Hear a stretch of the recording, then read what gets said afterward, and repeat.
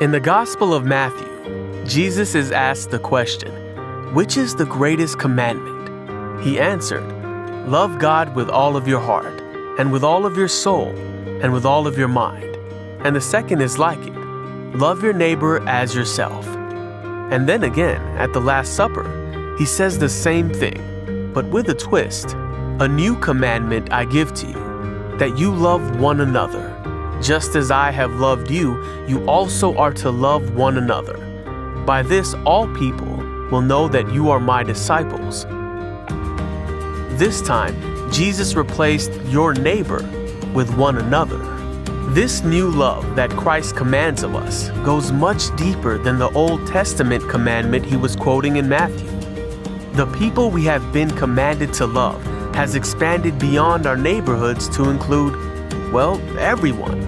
And this includes people who might make this commandment a bit difficult, like that confrontational coworker who just seems impossible to get along with, or your in-laws who've never treated you like a part of the family, or maybe the person you just met, who you don't even know and really need some help.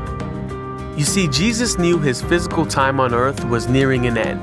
So in this new take on the old commandment, Jesus also made another change. The words "as yourself" became "as I have loved you." Wow, that's a tough act to follow. Christ's sacrificial life provides a clear and concrete example of real and true love. And he put this love on display on a daily basis with his disciples. He was patient with them, speaking kindly and showing great concern for their welfare. He instructed, counseled, and comforted them, prayed with them and for them. He admonished them for wrongdoing, and yet compassionately bore with their failings. And most of all, he gave his life, dying so that they and we might live. According to Jesus, this is how others will know that you are one of his followers, not because you have a shirt or a bumper sticker that says so, not because we announce it from a stage or a blog or a status update, but because they look at you, at how you live, the things you do and say, and they see Jesus. They see love.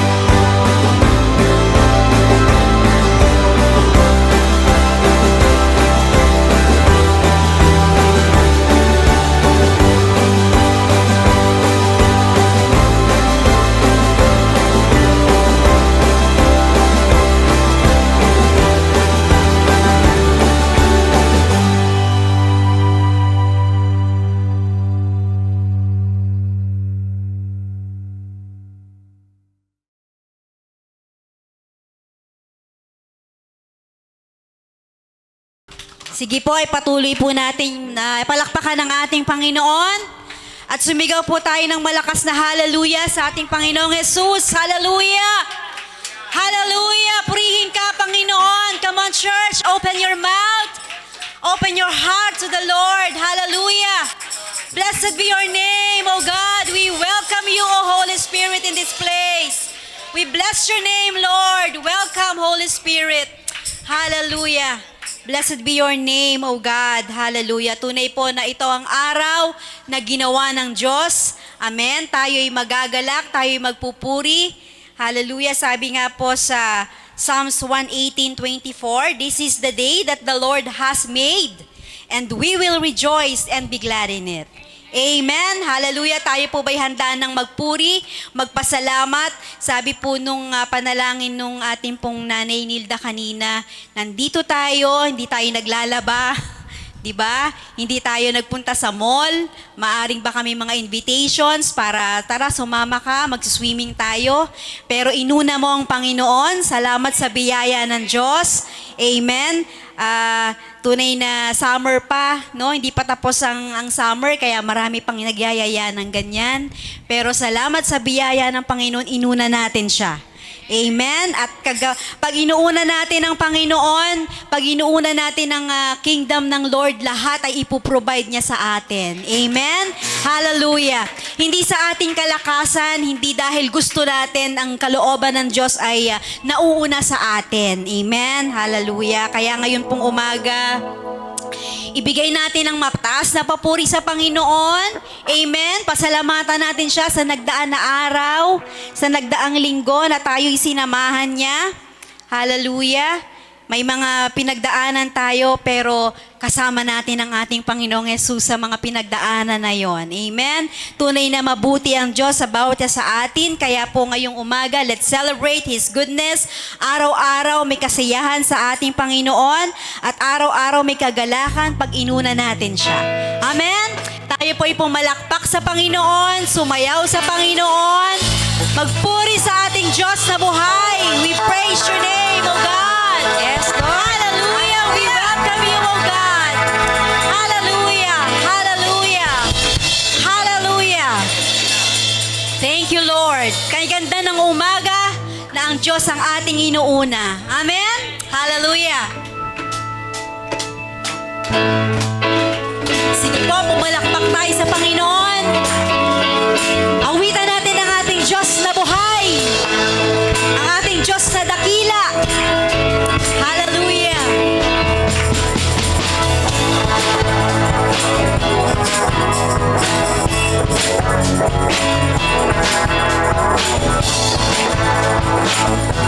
Purihin ka namin, aming Panginoon.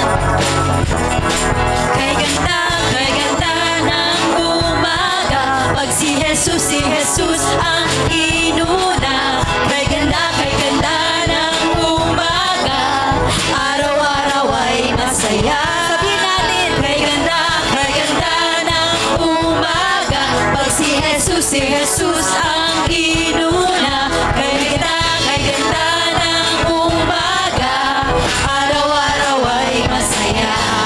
Ano man ang problema, ano man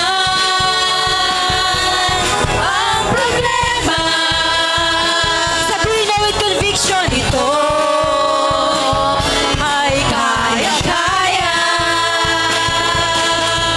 Puso'y masigla, punong-puno ng pag-asa, dahil mahal tayo ng ating Ama. Kay ganda, hallelujah. Kay ganda ng umaga, pag si Jesus ang inuna.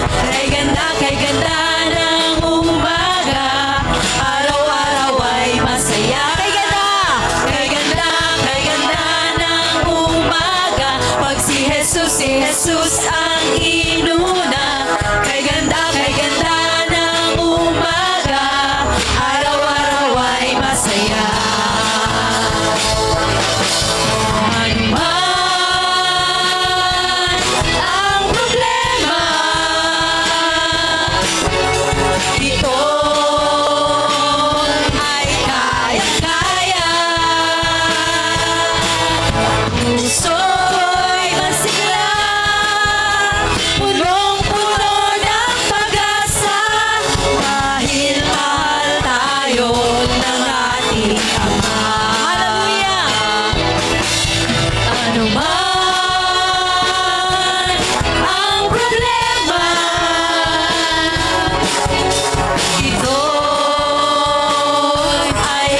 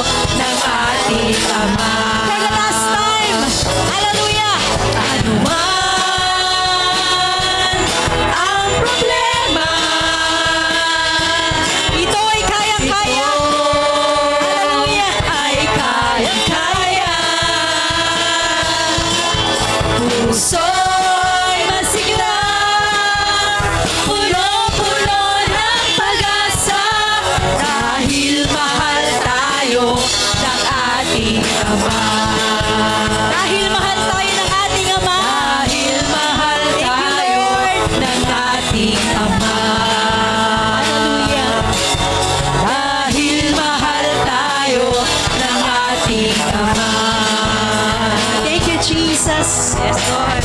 Thank you, Lord. Hallelujah. Purihin ka namin, Panginoon. Salamat, Lord. Hallelujah. Salamat, Lord. Thank you, Lord.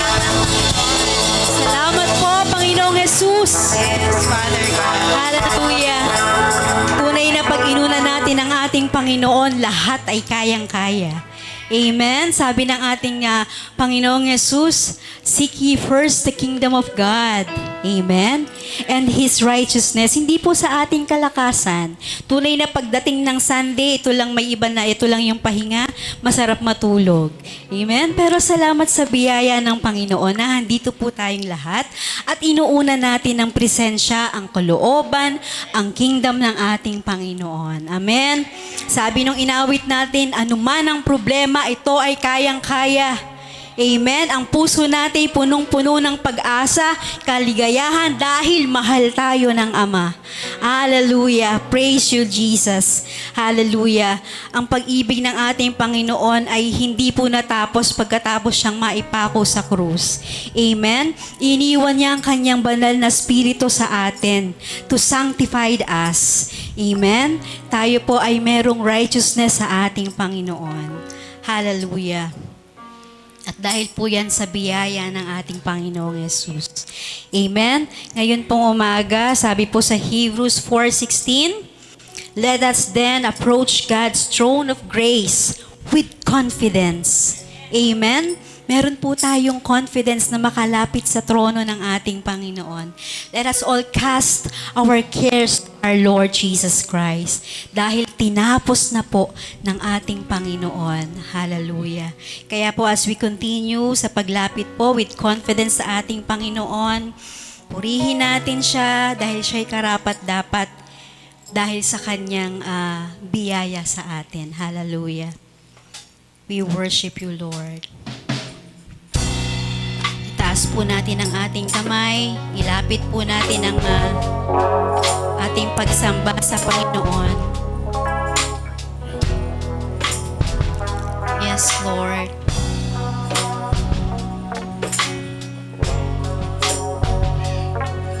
We worship you.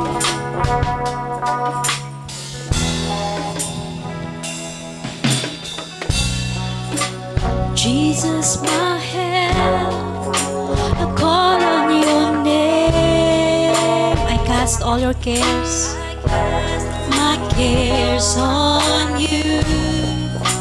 Jesus, my home, the tower of strength. Yes, Lord, your faith is found in you. I see you pierced, wounded for me. When I look to the cross, I see. I see grace, sealed by your sacrifice. I see love reaching for me. Precious blood washes and sanctifies. Healing flows, setting me free. I see grace. Yes, Lord. Hallelujah. Thank you, Jesus. Bearer of sin. Bearer of sin, afflicted and tried. You pay redemption's price. Bearing my curse, bearing my curse, you set me on high. You set me on high. Your land has brought me life. I see you pierced, Lord. I see you pierced, wounded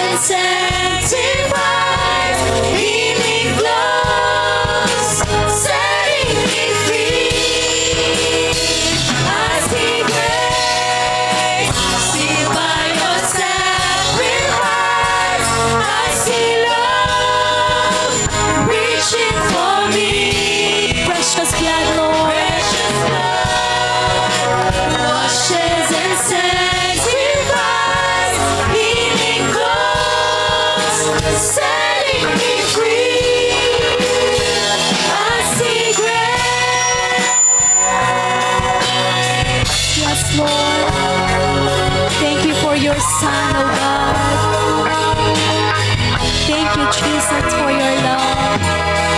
Hallelujah. Salamat sa anak mong si Jesus, Panginoon. Napakadakila ng iyong pag-ibig, O Diyos. Hallelujah. Let's sing, I see you pierced.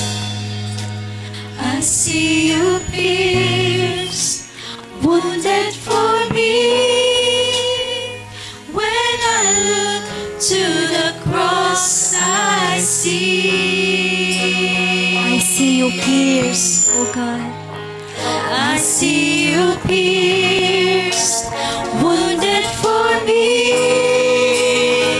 When I look to the cross, I see you pierced for me. I see you pierced, wounded for me. Thank you, Lord. When I look to the cross, I see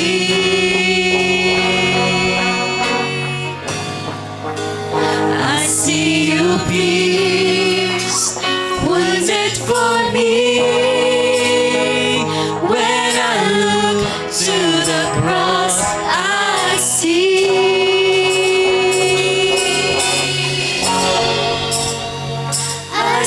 grace, sealed by your sacrifice. I see love reaching for me. Precious blood washes and sanctifies. Healing flows, setting me free.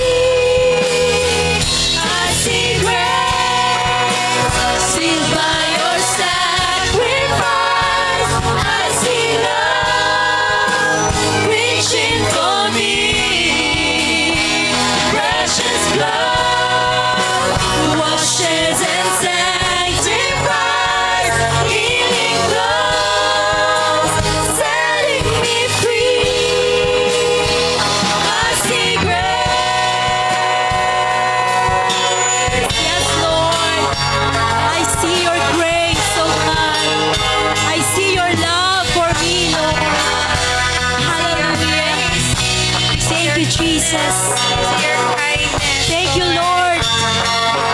Hallelujah. Hallelujah. I see grace. Thank you, Father. Come on, church, let's keep him up. Let's give him praise. Thank you for your son, Lord. Thank you for your salvation. Thank you for your love, Lord. Hallelujah. Hallelujah. Hallelujah. Hallelujah. Hallelujah, Jesus. Thank you, Father. Thank you, Jesus. Thank you, Holy Spirit.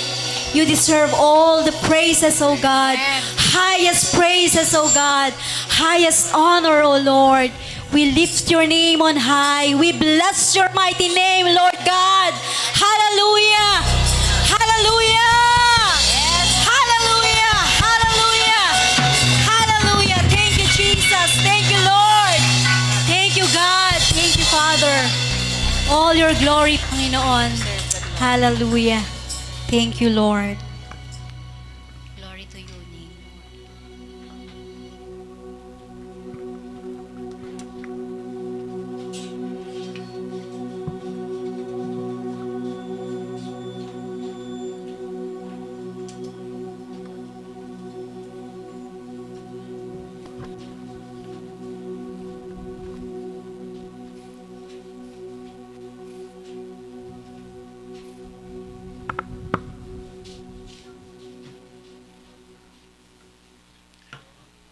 Sinabi ng Panginoon sa lumang tipan, mahalin mo ang iyong kapwa tulad ng pagmamahal mo sa iyong sarili. Pero sa bagong tipan, nasa bagong kasunduan na tayo, pinalitan ng Panginoon ang utos niya. Ang sabi niya, mahalin ninyo ang inyong kapwa tulad ng pagmamahal ko, pag-ibig ko sa inyo. Ibig sabihin sa bagong tipan, hindi na natin ginagawa sa sarili nating sikap, kundi sa pamamagitan ni Kristong sumasa atin, na minamahal natin ang ating kapwa.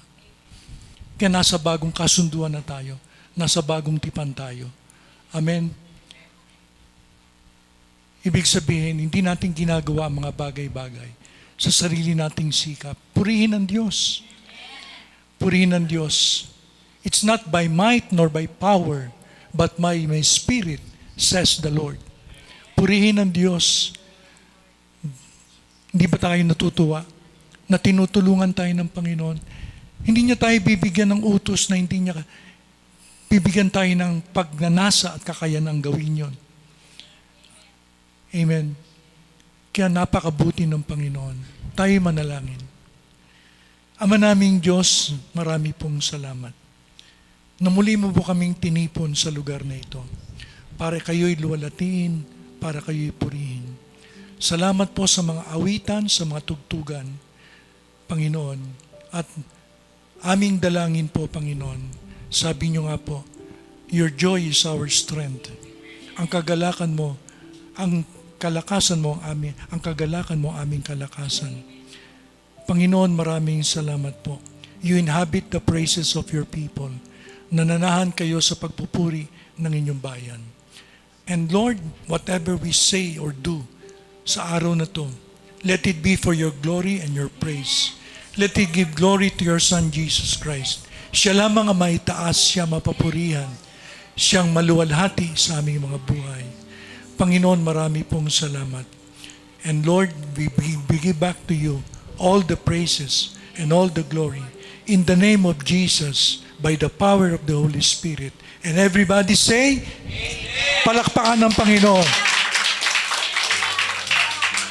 Amen, amen, amen. Baka meron pang nananaan sa atin dito sa lumang tipan.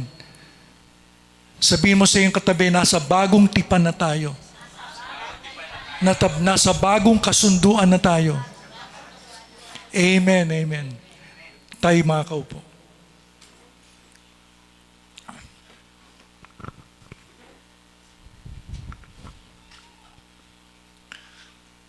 Nais kong humingi ng paumanhin. Hindi ako nakagawa ng outline dahil ginagamayan ko pa yung tablet ko. No? Hindi pa ako marunong gumawa ng Word at saka mag-copy-paste ng mga scriptures. Pero purihin ang Panginoon sa araw na to, ako po ay mag-exhort sa bawat isa ng salita ng Diyos. Ang nais kong daling mensahe sa araw na ito,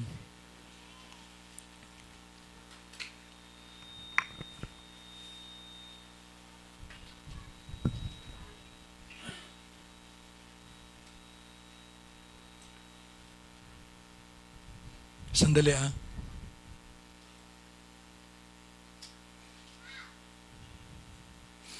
Ang nais kong dalhin sa araw na to, na mensahe, ang title ay, ang pagsunod sa kautusan na naghahatid ng kamatayan at ang pagnanampalataya o pagtitiwala kay Kristo na naghahatid ng grace o biyaya. Amen. Sabihin natin, pagsunod sa kautusan na naghahatid ng kamatayan at ang pagtitiwala o pananampalataya kay Kristo na naghahatid ng biyaya o grace. Amen. Purihin ang Panginoon. Nais kong simulan dito sa verse 1 ng Galatia chapter 3. Sabi ni Apostol Pablo dito, sabi niya sa verse 1, ano ba naman kayo mga taga-Galacia? Hindi ba kayo makaintindi? Bakit kayo naniniwala sa mga nanlilinlang sa inyo? Hindi ba't malinaw na ipinangaral ko sa inyo ang kahulugan ng pagkamatay ni Kristo sa krus? Alam niyo mga kapatid, dito sa Galacia, napakabigat ng mga salita ni Pablo. Pinapagalitan niya mga taga-Galacia. Sabi nga niya doon sa translation na binasa ni Sister Nilda kanina, mga hangal. Alam mo, pag sinabihan kang hangal, para kang sinabihan na bobo. Bakit niya sinabihan bobo o hangal ang mga taga-Galacia? Bibigyan ko kayo ng background tungkol sa nangyari dito sa Galacia. Bakit si Pablo, ganun na lang ang pananalita niya sa mga taga-Galacia? No? Kasi ganito yon. Nung nangangaral si Pablo ng ebanghelyo ng biyaya o grace, may mga Hudyo na tumanggap kay Kristo, pero pinamamalita nila sa mga Christians. Sabi nila, hindi sapat na magtiwala ka kay Kristo. Kailangan magpatuli ka. Ang pagpapatuli ay batas, nasa kautusan mo, nasa kautusan ng Diyos. Ibig sabihin sinasabi ng mga taong ito, ng mga Hudyo, ang tawag sa kanila Judaizers. Sabihin natin, Judaizers. Pag nabasa nyo sa Biblia, yung mga ganon, na sinasabi nilang kulang ang pagtitiwala, kulang ang pananampalataya, kailangan magpatuli ka, kailangan gawin mo yan. Di ba maraming mga reliyon ngayon, ang ganyan, dadayain ka. Sasabihin nila, sumampalataya ka kay Kristo, pero kailangan mahaba buhok mo. Sumampalataya ka kay Kristo, pero kailangan huwag ka magsusuot ng damit ng lalaki. Sumampalataya ka kay Kristo, pero kailangan maglingkod ka. Sumampalataya ka kay Kristo, pero kailangan magbigay ka ng malaki. Sumampalataya ka kay Kristo, pero kailangan magpabautismo ka. Ibig sabihin kulang, pinamamalita ng mga taong ito, na kulang ang pagtitiwala o pananampalataya kay Kristo. Kailangan dagdagan nila ng mga gawa. Natutunan natin, ang mga gawa, binibigay lang ng Panginoon ang gawa kapag ikay naligtas na. Pagkatapos ng maligtas, magsisimula na yung mabubuting gawa na inihanda ng Diyos simula pa nung una. Nagawin natin at itulakaran natin. Sabi sa Efeso, Kapitulo 2, talatang 10. Pero ibig sabihin, yung para maligtas tayo, kailangan sumampalataya ka, pero, plus, kailangan dagdagan mo. Pag ganun, bakit pa bumaba si Kristo? Kaya pala natin Di ba? Kaya si Pablo nagagalit sa mga taga-Galacia. Sabi nga niya dito, ano ba naman kayo mga taga-Galacia? Hindi na kayo makaintindi. Sa translation sa English, bakit nyo sinusuway ang kalooban, ang salita ng Diyos? Di ba? Sabi ni Pablo. Alam nyo kasi, mga kapatid, sabi nga niya dito,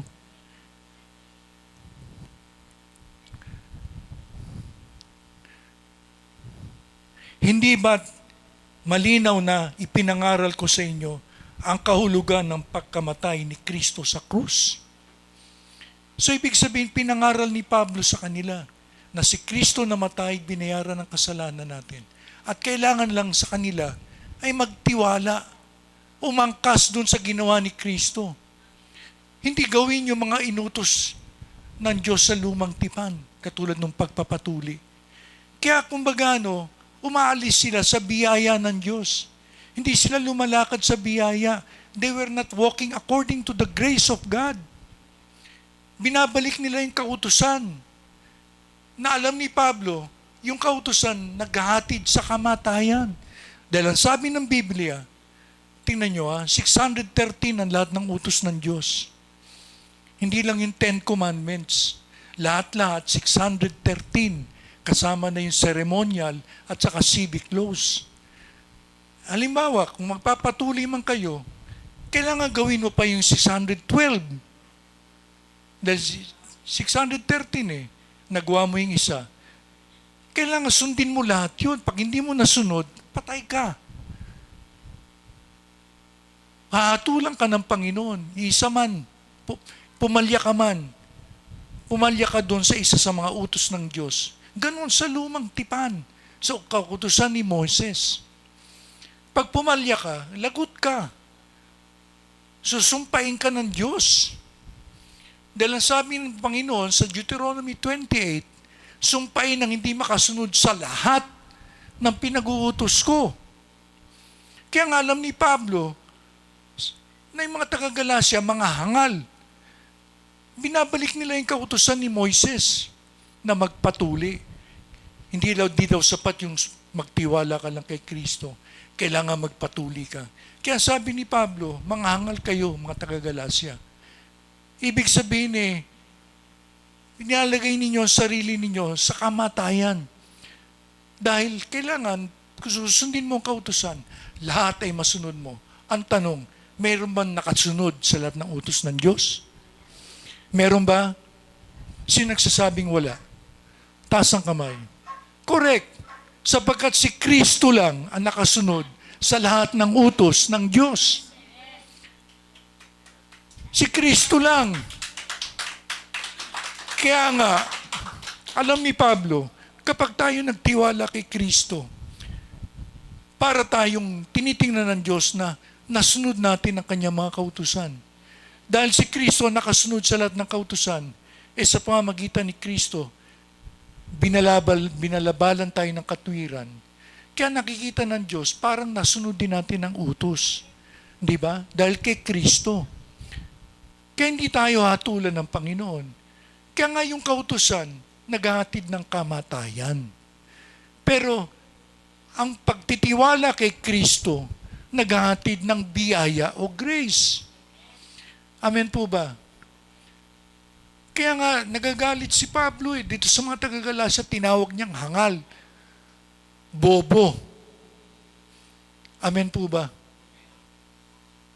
Kasi tinuruan niya ng grace sa pamamagitan ng ginawa ni Kristo. Alam niyo mga kapatid, ang biyaya o grace ay mapapasa atin lang sa pamamagitan ni Yesu Kristo. Hindi mo makukuha ang grace kung kaninong tao. Hindi kay Birheng Maria, hindi sa mga kay Padre Pio, o hindi sa mga santo o santa. Hindi sa mga pare, sa Papa sa Roma, hindi sa mga pastor, apostol, o propeta. Ang grace ay nagmumula lamang kay Kristo. Sabi nga ng John 1:17, kung ang kautusan ay dumating sa pamagitan ni Moses, ang biyaya at abot-abot na kaloob ay dumating sa pamagitan ni Yesu Kristo. Hindi ba tayo natutuwa doon? God doesn't judge us by our performance. Tinitingnan ng Diyos yung ating pagtitiwala doon sa anak niya. Kaya nga yun ang pinapangaral ni Pablo, sabi niya sa mga taga-Galacia, ang linaw-linaw pinangaral ko sa inyo. Napakalinaw ng ginawa ni Kristo sa krus. Ano, nagpapadaya kayo? Nagpapadaya kayo sa mga taong, mga Judaizers, na sinasabing kulang ang pananampalataya. Kailangan magpatuli ka.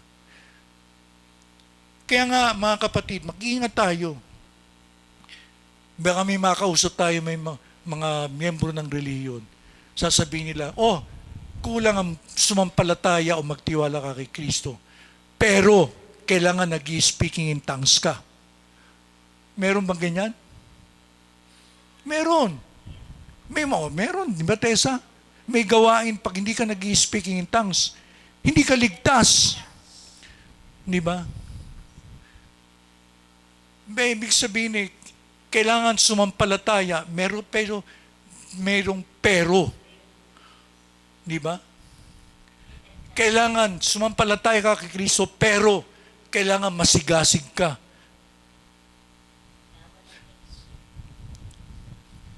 O sumampalataya ka kay Kristo, pero kailangan nagpapasting ka ng 40 days.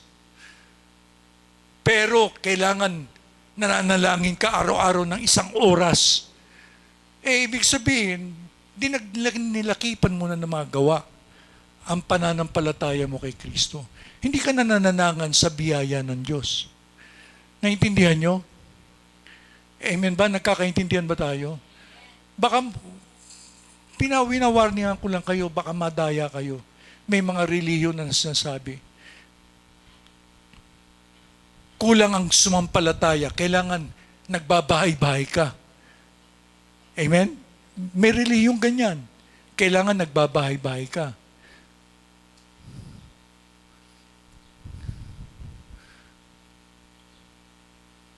Kaya nga, maging matalino tayo, hindi tayo maging hangal katulad ng mga taga-Galasya. Kaya nagagalit si Pablo. Galit na galit si Pablo sa mga taga-Galasya.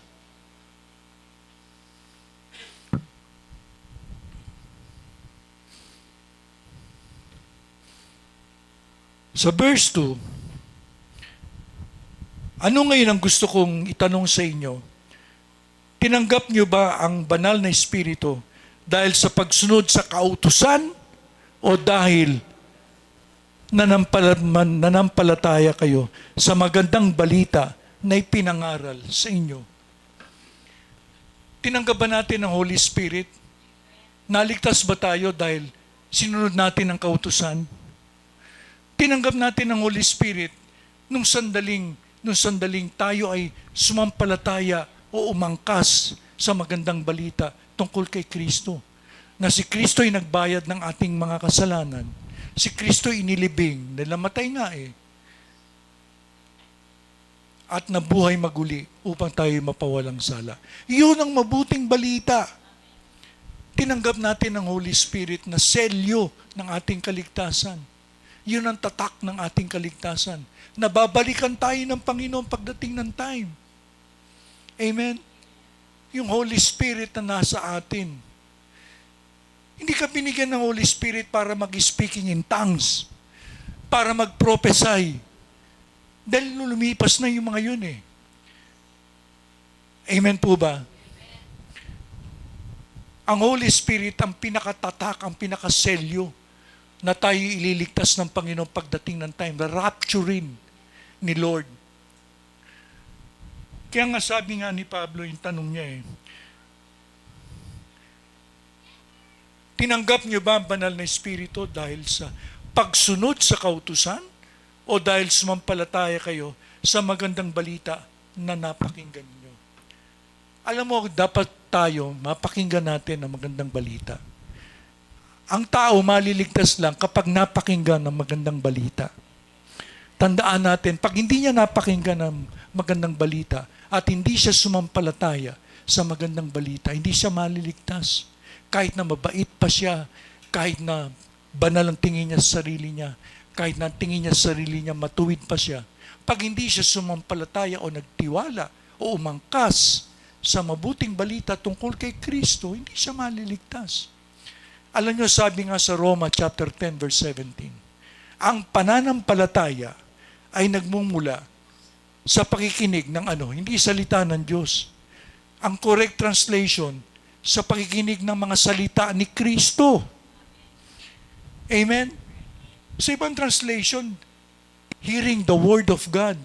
Pero ang correct translation sa Griego, yung nakikinig tayo ng mga salita ni Kristo. Pag tayo nakikinig, habang tayo nakikinig na salita, pag nagdesisyon tayo na pakinggan, alam mo, desisyon ng tao yun na pakinggan ang salita ng Diyos Pag nagdesisyon siya na makinig sa salita ng Diyos, binibigyan siya ng pananampalataya ng Diyos. Dahil sa sarili natin, wala tayong pananampalataya. Alam niyo, patay kasi tayong espiritu natin Wala tayong pananampalataya. Maliban na bigyan tayo ng Diyos ng pananampalataya, hindi tayo mananampalataya. Amen? Maraming mga reliyon, akala nila, nasa tao lang ang pananampalataya. Hindi. Kailangan mapakinggan mo ang mabuting balita. Magdesisyon ka na makinig sa mabuting balita. Habang nakikinig ka, binibigyan ka ng Diyos ng pananampalataya. Na pananampalataya makapagliligtas sa iyo. Amen. Kapag nanampalataya ka doon sa magandang balita, alam niyo na magandang balita, di ba? Sige, ulitin natin, ano magandang balita? At dahil sa Amen. Lakas natin, ulitin natin. Ang magandang balita ay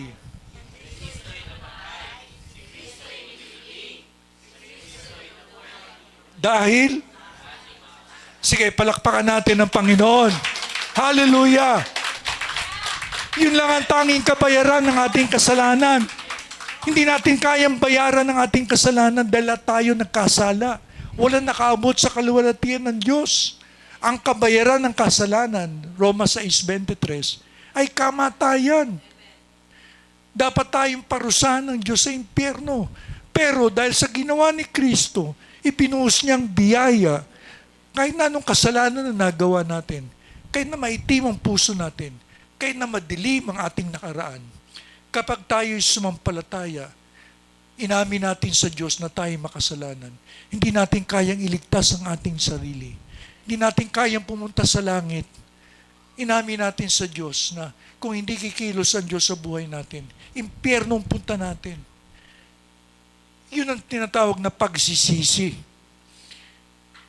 Kapag nagsisi ng totoo ang tao sa kasalanan niya, ililigtas siya ng Diyos. Kahit na gaano man siya kapusakal, kahit na gaano man siya kasama, ililigtas siya ng Panginoon dahil ang Diyos ay pag-ibig. Mahal niya ang tao. Alam niyo, ang tao pupunta sa impyerno hindi dahil gumawa ng kasalanan.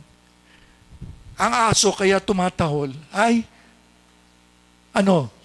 bakit tumatahol ang aso? Aso. Anong ginagawa ng aso? No, ang tao bakit nagkakasala? Dahil siya ay yosi. Kaya kung makasalanan ng tao, anong ginagawa ng tao? So natural lang sa tao gumawa ng kasalanan. Kaya pupunta ang tao sa impyerno, paparusahan. Hindi dahil nakagawa siya ng kasalanan. Alam mo, napakalaking injustice, kawalan ng katarungan. Dahil sa kasalanan ni Adan, itatapon tayo sa impyerno. Hindi ganun ang Diyos. Gumawa ng daan ng Diyos para makaalpas tayo sa impyerno. Ibinigay niya ang kanyang buktong na anak. Kung tayo'y sumampalataya, umangkas sa ginawa ng kanyang anak, tayo'y maliligtas. Kaya ang tao pupunta sa impyerno, hindi dahil nagkasala. Kaya ang tao pupunta sa impyerno, nireject niya yung kay isang nagbayad ng kanyang kasalanan. Hindi niya tinanggap ang Panginoon sa kanyang buhay na nagbayad ng lahat ng kasalanan niya. Na ginawa siyang matuwid dahil sa biyaya ng Diyos. Amen. Purihin ang biyaya ng Diyos.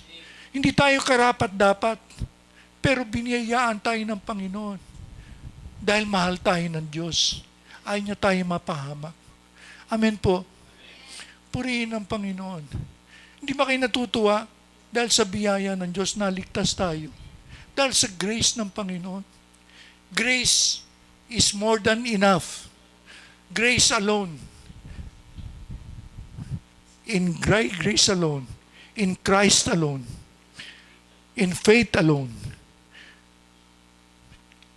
Yung nga sinasabi, sola fide. Solus Christus.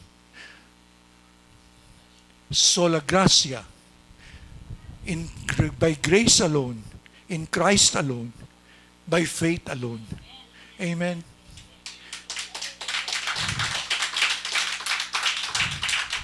Purihin ang Panginoon.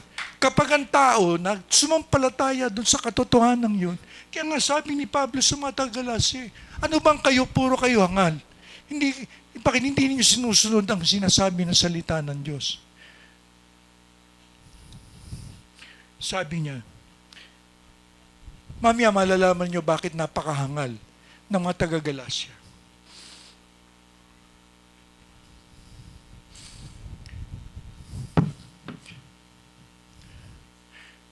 Sa verse 3, talagang hindi niya nga kayo makaintindi. Yan, sabi ni Pablo sa mga taga-Galacia. Nagsimula kayo bilang mananampalataya sa pamagitan ng kapangyarihan ng Espiritu. Bakit ngayon pinipili ninyong magpakabanal sa pamagitan ng sarili ninyong pagsisikap? Maraming mga Christians nagsimula sa Spirit, nagsimula sa kapangyarihan ng banal na Espiritu.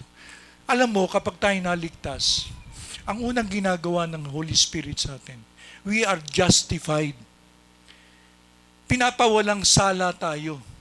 Sabihin natin, pinapawalang sala. Justified.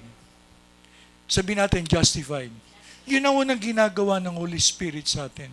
Siyempre, nandun na regenerate tayo, naboborn again tayo. Inaampon tayo sa kanyang pamilya. Pero, ang unang ginagawa ng Holy Spirit sa atin, pinawawalang sala tayo. Pero pagkatapos ipawalang sala, tapos na ba ang Holy Spirit sa ating buhay? Tapos na ipawalang sala, pakakabanalin tayo ng Holy Spirit. Isa-sanctify tayo ng Holy Spirit. After justification comes sanctification. Tandaan natin yan. Yung mga taga-Galasya, kaya hangal sila, tinawag ni Pablo, nagsimula sila sa Espiritu. They were justified by the Spirit. Pero sinisikap nilang maging banal sa pamagitan ng sarili nilang gawa, sa pamagitan ng pagsunod sa mga kautusan.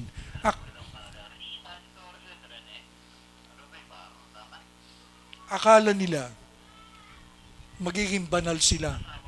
Nagpatuloy sila. Hindi nila alam. Bumabalik sila sa kautusan. Nagre-revert sila. Paurong, imbis na mag-advance sila sa pananampalataya. Sila'y paurong. Sabihin natin, paurong.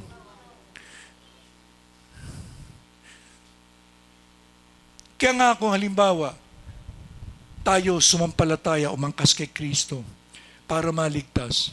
Pagkatapos ay gagawin natin yung kulangan sumampalataya, plus, kailangan gawin mo to. Plus, kailangan gawin mo yan. May mga gawain sinasabi nila, minarinig ako ha, kulangan sumampalataya, kailangan huwag ka nagsusot ng alahas. Tama ba yun?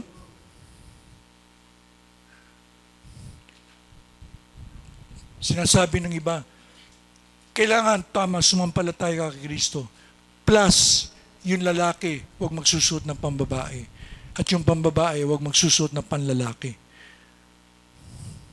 Kaya nga, ibig sabihin, nagsimula sa tama. Pero, akala nila, magiging banal sila pag ginawa nila yung mga bawal-bawal. Yung mga ganun-ganon. Tandaan natin, tinawag tayo ng Panginoon para maging malaya. Hindi mga nakagapos. Malaya. Itaas natin ating kamay. Wala nang gapos. Palakpak natin sa Panginoon.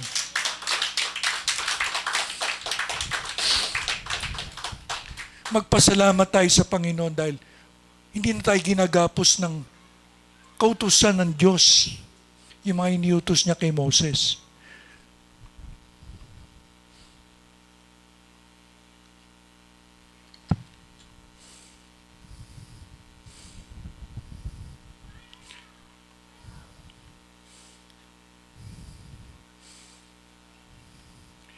Sa verse 4, wala na bang halaga sa inyo ang naranasan ninyo? Mawawalan na lang ba ito ng kabuluhan? Ibig sabihin yung naranasan ng mga taga-Galasya, wala na ba itong kabuluhan sa inyo? Sabi ni Pablo. Hindi nyo ba binibigyan ng halaga na pinawalang sala kayo ng Diyos dahil sa ginawa ni Kristo? Tapos bumabalik kayo sa kautusan, sa mga utos, sa mga bawal. Ito, bawal yon. Mga ganon, kailangan gawin nyo yan, gawin nyo to. Huwag nyo gawin yan. Sabi ni Pablo, mawawalan ba ng kabuluhan? Mawawalan ba ng kabuluhan na pinawalang sala kayo? Alam nyo mga kapatid, sa chapter 5 verse 4 ng Galatia din, sinabi ni Pablo, ang bumalik sa kautusan ay nahiwalay kay Kristo. Ang bumalik sa kautusan ay nahiwalay sa grace ng Panginoon. Amen. Nahiwalay sa biyaya ng Diyos. Kaya nga sabi ni Pablo nawalan ba ng kabuluhan yung tinanggap ninyo? Dahil sa kamangmangan ninyo? Dahil sa kalukuhan nyo? Isip-isipin ninyo.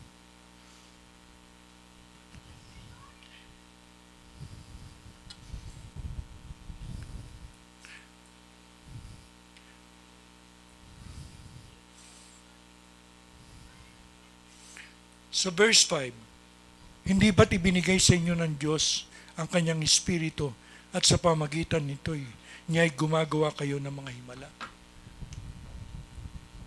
Ang Espiritu binigay ng Diyos sa atin para sa pamagitan ng Espiritu Santo, gumawa ng Diyos ng himala sa ating mga buhay. Yung bagong kapanganakan na born again tayo, alam niyo yun ang pinakadakilang himala sa buhay ng isang tao, ang ma-born again.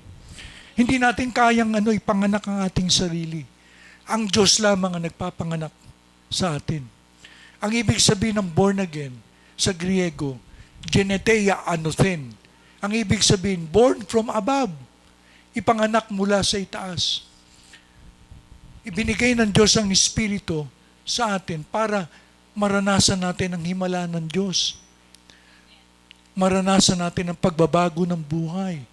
Maranasan natin ang biyaya ng Diyos. Maranasan natin ang kapatawaran ng Diyos na walang hanggan. Maranasan natin ang kagalingan sa ating mga sakit. Amen po ba? Purihin ang Panginoon. Alam mo, kaninang umaga, pagising ko, parang nahihilo ko. Pero pinag-pray ako ni Pastora. Nung pinag-pray ako, okay na ako. Napakabuti ng Panginoon. Hindi sa sarili nating sikap, kundi sa pamagitan ng biyaya ng Diyos. By the Holy Spirit. You know, the Spirit is the Spirit of grace. Siyang Espiritu ng biyaya ng Diyos. Dinadala niya ang biyaya na binayaran ni Kristo sa krus sa ating mga buhay. Amen po? Kaya nga, sabi nga dito,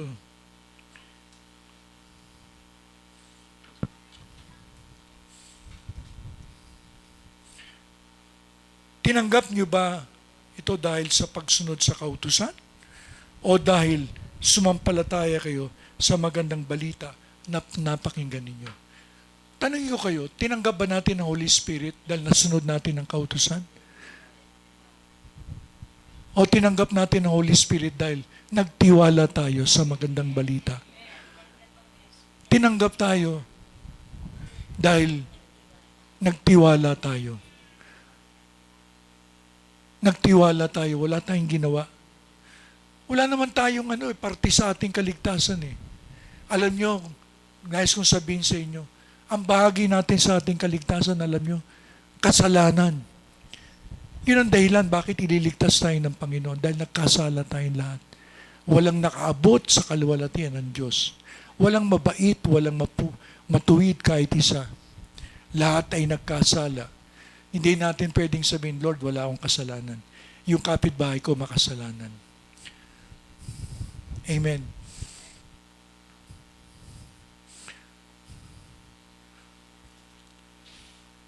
Amen po ba? Kaya nga, mga kapatid, pasalamatan natin ang biyaya ng Diyos. Dahil kumikilos siya sa atin sa pamagitan ng biyaya. At isa pang nais kong sabihin, grace is greater than sin. Masigit ang biyaya ng Diyos kahit na sa anumang kasalanan. Alam niyo ba ang pinakagrabing kasalanan? Gusto niyo malaman? Anong pinakagrabing kasalanan dito sa mundo? Hindi yun pumatay ka, hindi yun nagnakaw ka, hindi yun nakiapid ka, kasalanan yun. Grabe yun. Pero ang pinakagrabing kasalanan ay yung hindi ka magtiwala kay Kristo. Yun ang pinakagrabing kasalanan. Kaya yung mga taong hindi nagtitiwala kay Kristo, hinatulan na. Hindi hahatulan pa lang, hinatulan na sila. Dahil hindi sila nagtiwala sa kaisisang anak ng Diyos na sinugo ng Diyos. Walang sukat ikaligtasan dito sa silong ng langit, kundi ang pangalan lang ni Kristo. Doon tayo maliligtas.